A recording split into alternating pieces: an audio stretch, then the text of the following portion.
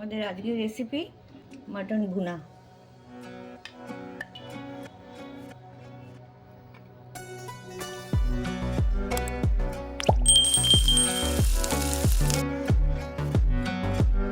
এবার একটা ভুনা মশলা বানিয়ে নেব।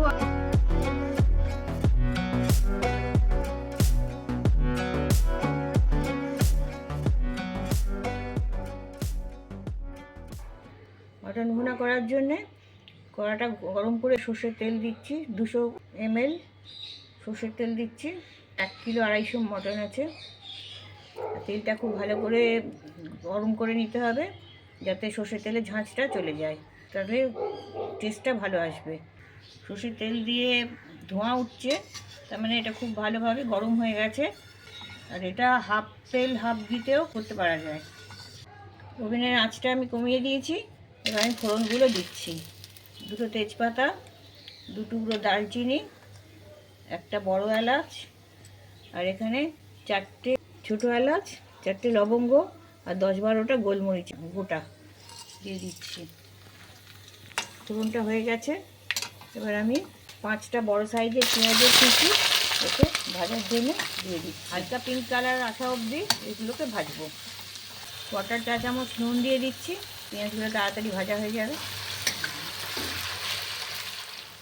7-8 মিনিট ভাজার পর পেঁয়াজগুলো পিঙ্ক হয়ে এসছে। এবার আমি মটনটা দিয়ে দেবো।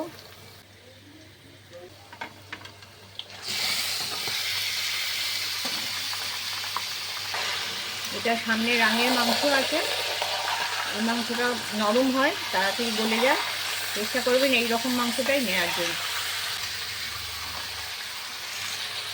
মাংসটা ভাজা হয়ে গেছে। আমি এতে 1 টেবিল চামচ নুন দিয়ে দিচ্ছি। মাংস থেকে যে জলটা বেরোবে সেই জলটাতেই পেঁয়াজ মাংস দুটোই সেদ্ধ হবে। 6-7 মিনিট ভাজার পর মাংসটা দিয়ে বেশ জল বেরিয়ে এসছে। এবার আমি প্রথমে দিচ্ছি আদা রসুন বাটা 3 টেবিল চামচ, কাঁচা লঙ্কা কুচি 3টে, এটা মিক্স করে দিচ্ছি।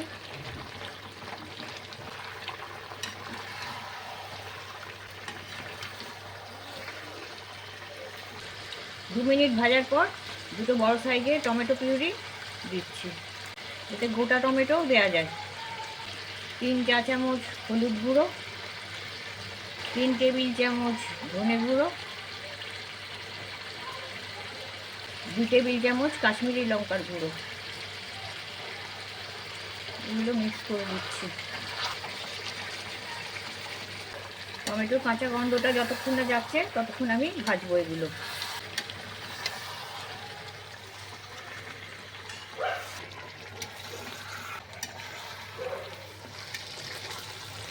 দশ মিনিট ভাজার পর যে মাংসটা দেখছি ভালো গন্ধ বেরিয়ে আসছে, ওভেনের আঁচটা কমিয়ে দিচ্ছি। এবার আমি 200 গ্রাম ফেটানো টক দই দিয়ে দিচ্ছি। এটা খুব হালকা টক দই। এবার আমি এটা মিক্স করে দেবো।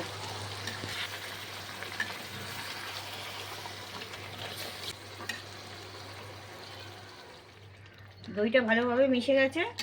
এবার আমি ওভেনের আঁচটা বাড়িয়ে দিচ্ছি।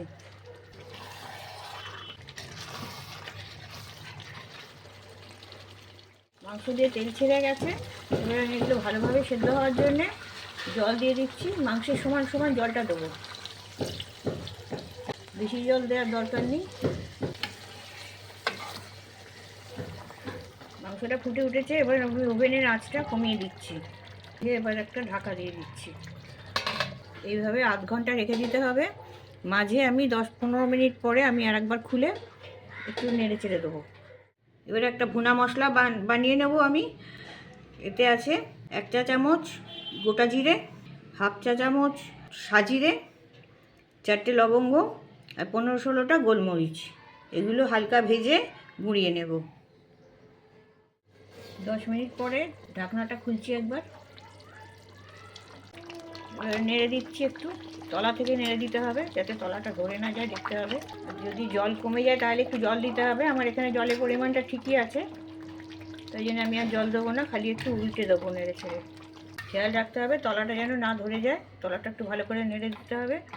আর জলের পরিমাণটা যদি ঠিক থাকে তাহলে এখন আর জল দেবেন না। আবার 10 মিনিট পরে আরেকবার যখন ঢাকনা খুলে নাড়াচাড়া করে দেবেন তখন একবার জল দিয়ে দেবেন যদি জল দরকার পড়ে। আমি আবার ঢাকাটা দিয়ে দিচ্ছি। 10 মিনিট পরে আবার আমি ঢাকনাটা খুলছি, তলা থেকে নেড়ে দেবো আর একবার।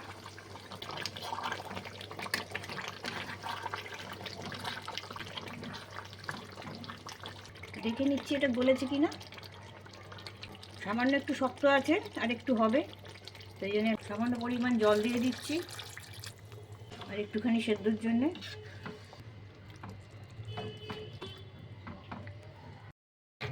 আর একবার চাপা দিয়ে দিচ্ছি। ওভেনের ফ্লেমটা কিন্তু লো আছে একদম। আর এইভাবেই আমি আরও 10 মিনিট রাখবো। ঢাকনাটা খুলছি, তলা থেকে নেড়ে দিচ্ছি।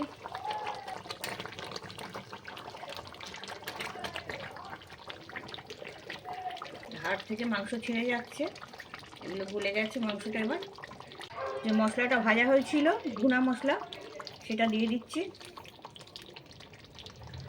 সাথে দিচ্ছি 1 টেবিল চামচ কেওড়ার জল, 2টো গোটা কাঁচা লঙ্কা, এগুলো মিক্স করে দিচ্ছি। এবার ওভেনের ফ্লেমটা একটু বাড়িয়ে দেবো, বাড়িয়ে দিয়ে যেটুকু জল আছে এবার আর একটু শুকিয়ে নেব। 5 মিনিট আমি কষিয়ে নিয়েছি। আমাদের মাটন ভুনা রেডি।